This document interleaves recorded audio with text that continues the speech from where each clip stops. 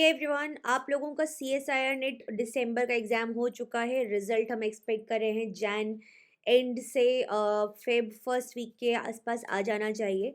जून 24 के नोटिफिकेशन की अगर मैं बात करती हूँ तो उस कुछ बेसिस या कुछ प्रीवियस एनालिसिस को हम यहाँ पर देखेंगे और उसके बेसिस पर बात करेंगे कि हमारा जो एक्सपेक्टेड नोटिफिकेशन का डेट है वो कब है, कब आपका नोटिफिकेशन आ सकता है, कब आपको उसका अकॉर्डिंग प्रिपरेशन करना चाहिए एंड एग्ज़ाम डेट क्या हो सकता है।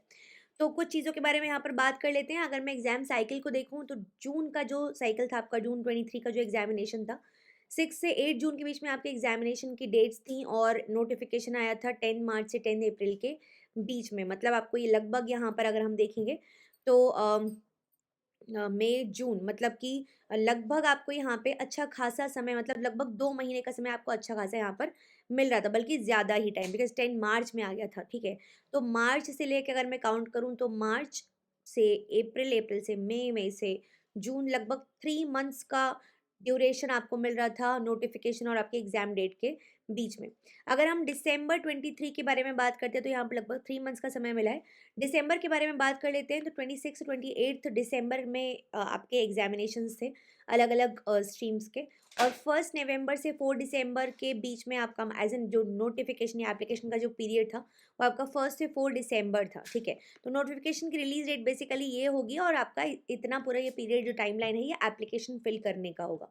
तो 1 नवंबर मान के चलते हैं यहाँ पर। तो लगभग यहाँ पर भी हमें 2 महीने का समय देखने के लिए मिल रहा है।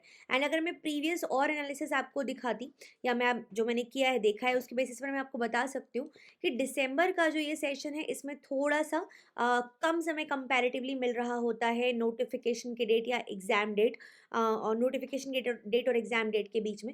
लेकिन जो हमारा जून साइकिल है उसमें अच्छा खासा समय लेकर जो CSIR है वो नोटिफ़िकेशन रिलीज़ कर देता है एंड उसके बाद में आपका लगभग ढाई से 3 महीने का समय आपको डेफ़िनेटली मिल रहा होता है between your examination and your notification, ठीक है?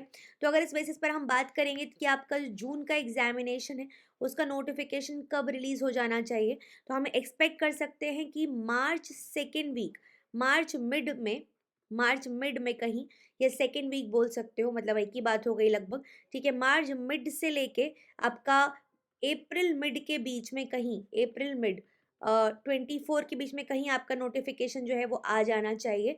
और आपका एग्ज़ामिनेशन जो होगा वो डेफ़िनिटली जून में होगा। तो जैसे यहाँ पर सिनेरियो है, लगभग सेम सा ही सिनेरियो रहने वाला है, और एग्ज़ामिनेशन की जो डेट्स हैं, अगर मैं उनकी बात करूँ तो लगभग वो सेम डेट्स यहाँ पर रहने वाली हैं। मतलब अगर हम प्रीवियसली बात करें तो लगभग सेम सा सिनेरियो फ़ॉलो कर रहा था CSIR। तो लगभग हम उम्मीद उम्मीद कर सकते हैं कि मतलब सेकेंड वीक ऑफ जून से लेके third week of June, second से थर्ड वीक ऑफ जून में आपका एग्जामिनेशन का डेट इनमें से बीच में कहीं होना चाहिए। तो ये एक्सपेक्टेशन है नोटिफिकेशन के रिलीज होने और आपके एग्जामिनेशन के डेट्स के बारे में। Now the important part is कि हमें सबको ये पता है कि जून में आपका एग्जामिनेशन है, ठीक है? अब जून में चाहे वो फर्स्ट वीक में हो, सेकेंड वीक में हो, हार्डली मैटर्स, बिकॉज 7 डेज तो आपकी प्रिपरेशन के लिए आप स्पेसिफिकली रखोगे नहीं, जब आपके पास ऑलमोस्ट 5 मंथ्स हैं तो, है ना? तो उस केस में आपको क्या करना है कि आपको अभी से अर्ली प्रिपरेशन स्टार्ट करनी है।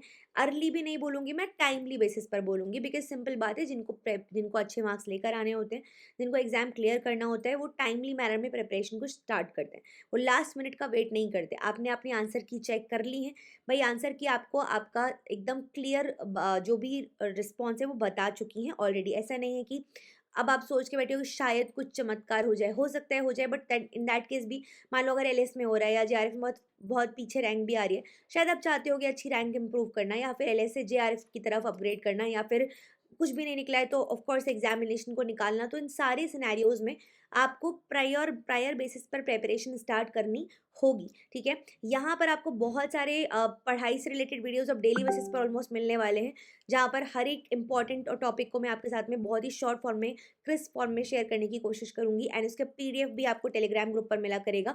तो टेलीग्राम जो ग्रुप्स हैं, एक डिस्कस ग्रुप है और एक चैनल है, इन दोनों को ज्वाइन कर लीजिए। जैसे जैसे कि मैं आपको बता चुकी हूँ कि फॉर सम रीज़न प्रीवियसली हमारा जो चैनल था वो बंद हो चुका है। तो मेक श्योर कीजिए कि इन चैनल्स को आपने ज्वाइन कर लिया है। दोनों के लिंक मैं डिस्क्रिप्शन बॉक्स में और चैट के पिन्ड कमेंट में भी दे दूँगी। मेक श्योर आप वहाँ पर ज़रूर जॉइन कर लें, सो दैट जितने भी पीडीएफ्स हैं, डिस्कशंस हैं, आपको मुझसे इंटरैक्शन करना है, कुछ क्वेश्चन पूछना है, कोई भी क्वेरी है, वो आप मेरे साथ में डिस्कस कर सकते हैं, ठीक है? So this is all for this particular session. Thank you so much everyone for watching. Make sure आपने चैनल को सब्सक्राइब कर लिया है एंड वीडियोज़ को लाइक कर रहे हैं। Thank you.